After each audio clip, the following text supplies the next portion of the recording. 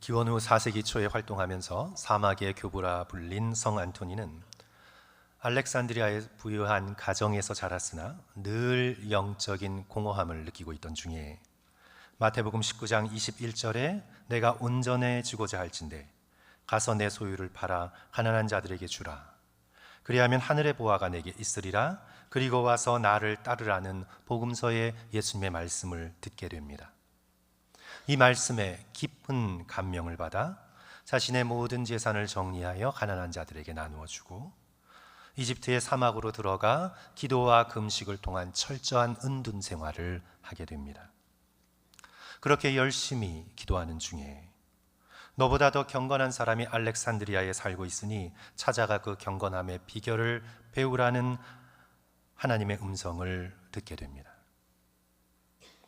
인도함을 받아 찾아가 보니 평범하고 가난한 구두 수선공이었습니다.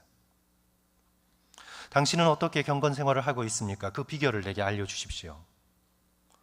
안토니 수사의 이 질문에 크게 당황하면서 자신은 특별히 뛰어난 점이 하나도 없다고, 자신은 아내와 10명의 자식을 키우는 가난하지만 그렇게 살고 있는 자인데 하나님께서 일용할 양식을 매일매일 주심을 믿고 하루하루 성실하게 살려 애쓰는 게 저의 생활의 전부라고, 그러면 기도 생활은 어떻게 하냐고 묻습니다.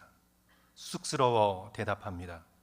기도 시간을 따로 정해놓지는 않았지만 매일매일 저는 이렇게 기도하려 노력하고 있습니다. 주님, 모든 사람이 당신을 찬양하고 구원받기를 원합니다. 저는 그들 중 가장 작고 비천한 자입니다. 저를 불쌍히 여겨주소서. 성 안토니는 큰 감명과 도전을 받고 돌아갑니다. 깨닫습니다. 참된 경건은 일상 속에 숨겨져 있구나. 진실로 경건한 자는 역사 가운데 숨겨져 있는 자들이구나.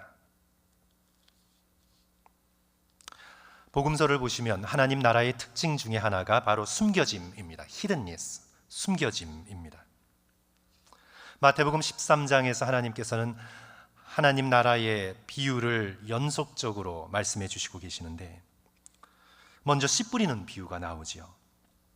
길가에 뿌려진 씨, 돌밭에 뿌려진 씨, 가시떨기에 뿌려진 씨는 열매 맺지 못합니다. 왜냐하면 드러난 채로 있기에. 그러나 오직 좋은 땅에 떨어진 씨만이 땅 속에 숨겨짐으로 인해 후에 싹이 나고 자라 열매 맺게 됩니다. 말씀의 씨앗 자체가 인간의 눈으로 볼 때는 아주 작습니다. 별 볼 일 없어 보입니다. 하지만 그 속에 생명이 있고 그 생명이 겸손하게 땅 속에 숨겨져 있을 때 싹이 나고 자라 열매를 맺게 되는 것입니다. 마태복음 13장 전체가 바로 하나님 나라의 숨겨짐을 우리에게 증거하고 있습니다. 13장 31절을 보시면 또 비유를 들어 이르시되 천국은 마치 사람이 자기 밭에 갖다 심은 뭐 같다고요? 겨자씨 한 알 같으니. 성도 여러분, 겨자씨 한 알이 얼마나 작습니까? 그 겨자씨 한 알에 생명력이 있고 그 생명력이 싹트기 위해서는 어떻게 되어야 됩니까? 땅 아래 숨겨져 있어야 합니다. 32절 이는 모든 씨보다 작은 것이로되 자란 후에는 풀보다 커서 나무가 되매 공중의 새들이 와서 그 가지에 깃들이느니라. 또 33절에서 예수 그리스도께서는 천국을 누룩에 비유하고 계시죠. 눈에 보이지 않는 누룩이 밀가루 안에 숨겨져 있을 때 전체를 부풀리는 생명력이 되어 나옵니다. 또 계속해서 밭에 감추인 보화가 나오지요. 보화 역시 땅 속에 숨겨져 있습니다. 진주의 비유가 나오지요. 바다에 숨겨져 있고 조개 껍질 안에 감추어져 있습니다. 이 땅에서 하나님의 나라는 겸손하게 숨겨져 있습니다. 크고 화려하고 번쩍번쩍한 것만 찾는 자에게는 결코 하나님의 나라를 발견할 수 없습니다. 숨겨져 있는 것을 찾는 겸손한 마음만이 말구 위에 숨겨지신 예수 그리스도, 십자가에 달리사 숨겨지신 만왕의 왕 예수 그리스도를 발견할 수 있습니다. 저는 오늘 본문에서 요셉의 겸손과 온유를 그 숨겨짐에서 찾고자 합니다. 요셉의 삶을 쭉 살펴보면 요셉은 자신을 드러내는 삶을 산 것이 아니라 숨겨진 삶을 살았습니다. 복음서에 나타난 요셉의 삶을 살펴볼 때 마태복음과 누가복음, 우선 요셉은 어떤 사람으로 나타나냐 하면 그의 말 한마디가 기록되어 있지 않은 침묵의 사람으로 나타납니다. 그의 말 한마디가 성경에 기록되어 있지 않습니다. 마리아가 임신한 것을 알게 되자 가서 따지고 묻고 몰아세우고 그렇게 하지 않습니다. 침묵 가운데 깊이 생각합니다. 그리고 가만히 끊고자 했습니다. 마리아를 향해서도 우리가 지난주에 살펴본 것처럼 한 발 물러설 줄 아는 그런 결단을 합니다. 한 발 물러나서 자신을 숨기고 하나님을 드러냅니다. 이제 오늘 본문도 성도 여러분 보십시오. 동방 박사들이 떠난 후에 다시 꿈속에서 천사가 나타나 지시하죠. 13절 하반절 보시면 헤롯이 아기를 찾아 죽이려 하니 일어나 아기와 그의 어머니를 데리고 애굽으로 피하여 내가 내게 이르기까지 거기 있으라. 거기 있으라. 이 말씀에 순종해서 애굽, 이집트로 피난을 갑니다. 우리는 경험으로 압니다, 성도 여러분. 낯선 땅에 나그네로 이민자로 산다는 건 주류 사회에서 볼 때는 비주류입니다. 주변인의 삶입니다. 주류 사회의 눈에는 숨겨져 있습니다. 마태복음 2장 19절 이하를 보시면 이제 이 헤롯이 죽고 난 후에 천사의 지시를 받아 다시 이스라엘 땅으로 돌아오게 됩니다. 돌아오되 유대 땅이 아닌 어느 지역에 가서 살게 되시나요? 예수 그리스도께서 갈릴리 지역으로 가게 됩니다. 헤롯의 아들 알켈레오가 유대의 임금이 되었다는 소식을 듣고 아버지처럼 그렇게 잔인한 폭력의 정치를 펼치겠구나 두려워하여 유대 땅에 머물지 않고 갈릴리로 가지요. 그런데 이 갈릴리는 정통 유대인의 눈으로 볼 때에는 이방인과 섞인 지역입니다. 그리스 문화화된 지역입니다. 정통적인 유대교 입장에서는 불결하다 여겨지는 곳입니다. 거기다 나사렛이라는 시골 마을에 정착하게 됩니다. 후에 예수님의 제자가 된 나다나엘이 이렇게 말했지요. 나사렛에서 무슨 선한 것이 날 수가 있느냐. 멸시받는 곳, 그것이 갈릴리 지역이었고 나사렛이었습니다. 요셉은 아기 예수님과 함께 철저히 숨겨진 삶을 살아갑니다. 비주류로, 피난민으로, 나사렛 동네 사람으로, 일용직 노동자로, 목수로, 침묵 가운데 묵묵히 하나님의 말씀에 순종하는 겸손과 온유의 삶을 살아갑니다. 성도 여러분, 우리는 이 땅에서의 우리의 삶을 들여다볼 때 꼭 우리가 이 땅에서 주인공으로 살 필요는 없습니다. 내가 주인공으로 주목받고 내가 빛나고 남들이 나를 알아주는 꼭 그렇게 우리의 삶이 사람들 앞에 드러내 보여지는 삶, 그런 삶을 꼭 살 필요는 없습니다. 자폐아 자녀를 키우면서 쓴 글, 엄마는 오늘도 소금 땅에 물 뿌리러 간다라는 글에 이런 부분이 있습니다. 이제 인생을 오케스트라에 비유를 하는데, 오케스트라가 삶이라면 난 늘 멜로디 라인인 현악 파트가 되고 싶었다. 언제나 연주를 하는, 주인공처럼 언제나 연주를 하는 그런 파트가 되고 싶었다. 하지만 수십 분을 묵묵히 앉아있는 트럼본이나 너무 작아서 잘 보이지 않는 피콜로라 해도 운명 교향곡 연주에 꼭 필요한 악기들이다. 아주 잠시 제 존재를 드러난다 해도 반드시 내가 바이올린일 필요는 없다. 성도 여러분, 어떻게 생각하십니까? 내가 꼭 주인공으로 살지 않아도 괜찮다. 나의 인생이 꼭 사람들에게 알려지고 칭찬받고 박수받는 그런 드러난 존재일 필요는 없다. 나의 인생이 조연으로 여겨져도, 조연 중에 조연으로 여겨져도 괜찮다. 아니, 무명의 엑스트라라도 아무 상관이 없다. 하나님을 사랑하는 마음과 이웃에 대한 따뜻한 마음을 품고 겸손히 섬기며 살아가는 이 요셉의 숨겨진 삶 또한 성경의 어떤 인물들 못지않게 고귀하고 아름답습니다. 기독교인들의 지하 무덤인 카타콤을 다녀오신 분들이 가장 크게 감동받는 부분이 그 벽에 새겨진 이름들을 볼 때라고 합니다. 다 읽을 수는 없겠지만 그 이름들을 볼 때 깊은 감명을 받는다고 합니다. 이름은 적혀 있지만 누구인지 알 수가 없습니다. 특별히 여성들의 이름이 굉장히 많이 나옵니다. 프리스카, 아가페, 루시아, 안나, 도로테아. 누구인지 알 수가 없습니다. 이름만 적혔지 누구인지 모릅니다. 하지만 이들은 그리스도 예수를 예배하기 위해 기꺼이 인생의 모든 것을 포기했습니다. 예수 그리스도를 위하여 숨어 살았습니다. 사람들에게는 잊혀졌으나 하나님께는 결코 잊혀지지 않았습니다. 사랑하는 성도 여러분, 하나님은 우리를 결코 잊지 않으십니다.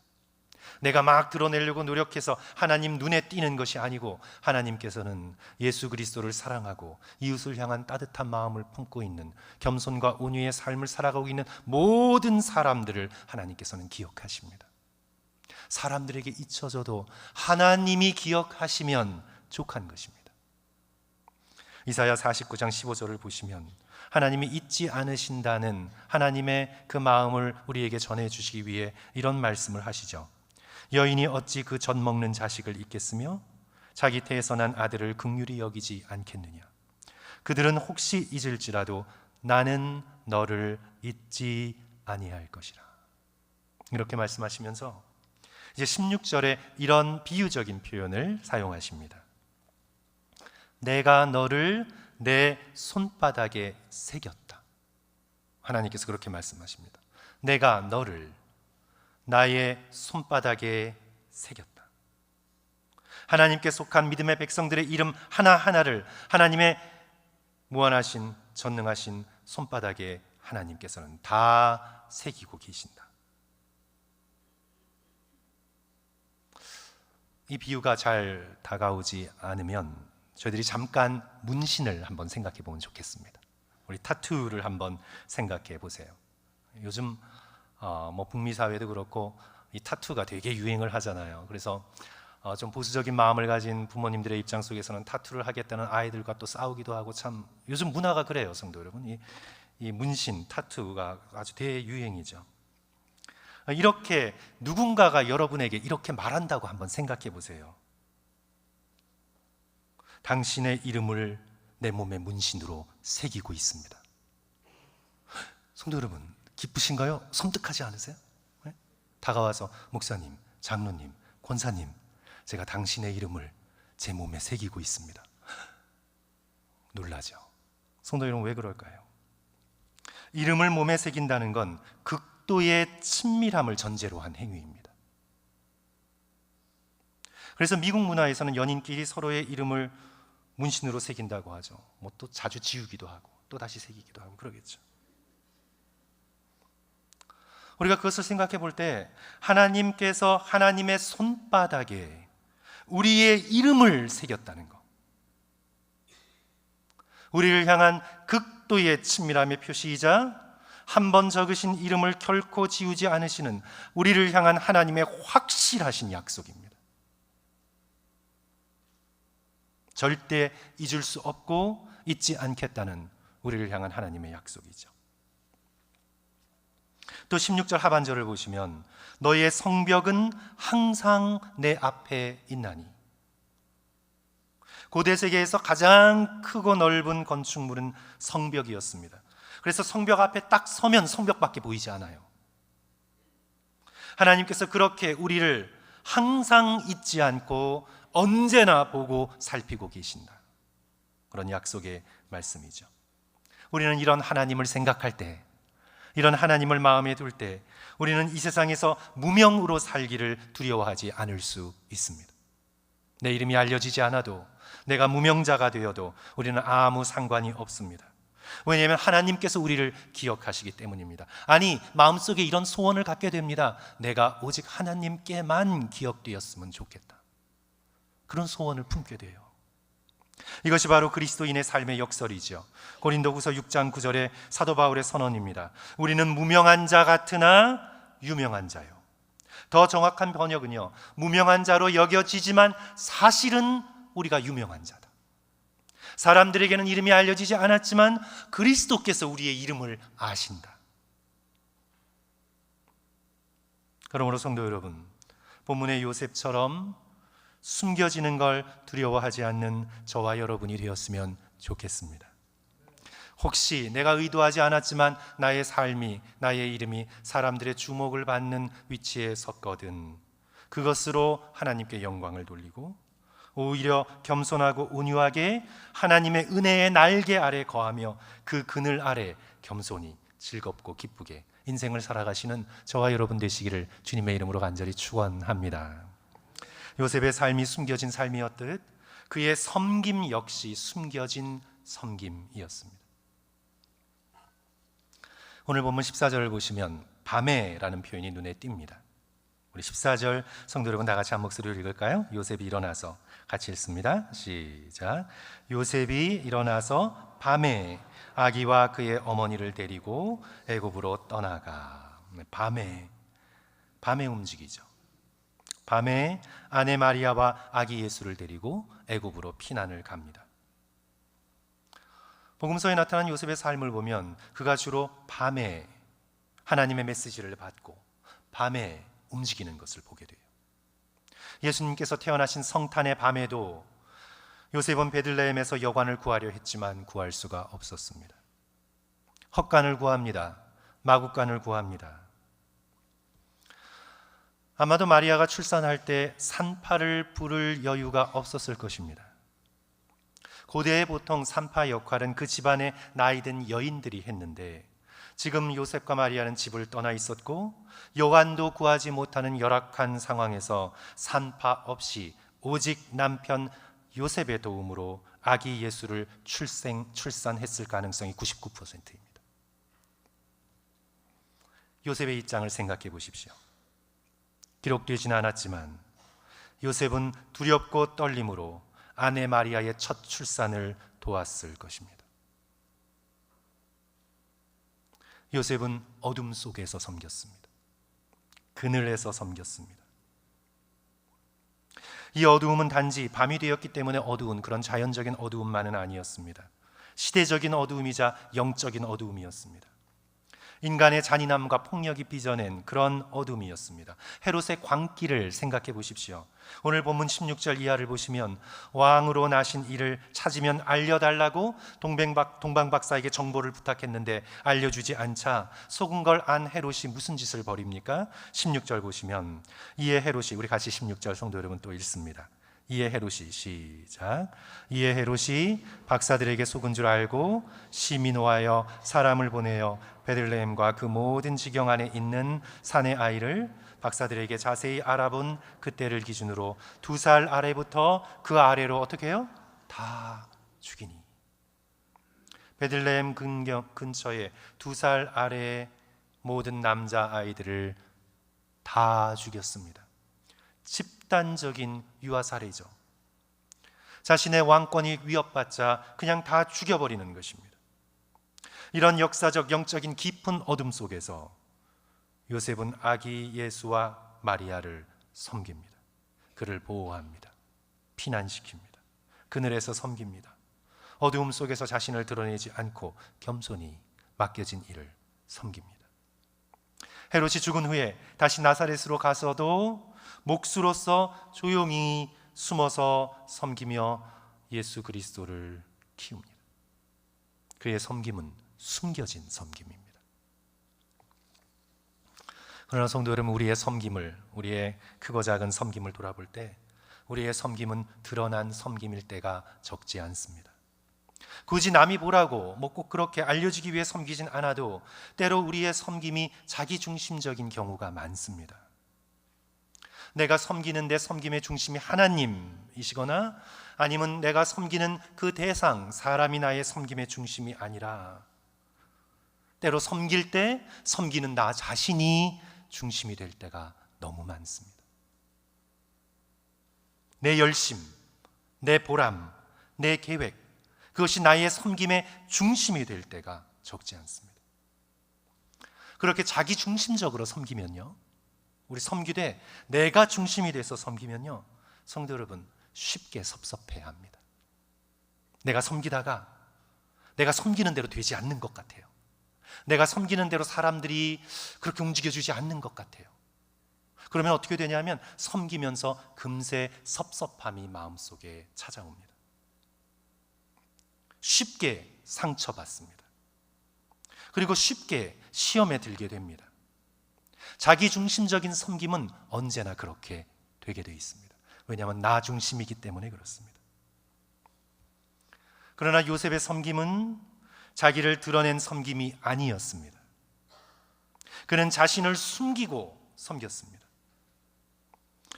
성도 여러분, 요셉은 마리아와 다르게 예수 그리스도의 공생애를 목격하지 않았습니다. 십자가의 자리에 함께 있지도 않았습니다. 예수 그리스도를 부활의 주님으로 만나지도 못했습니다.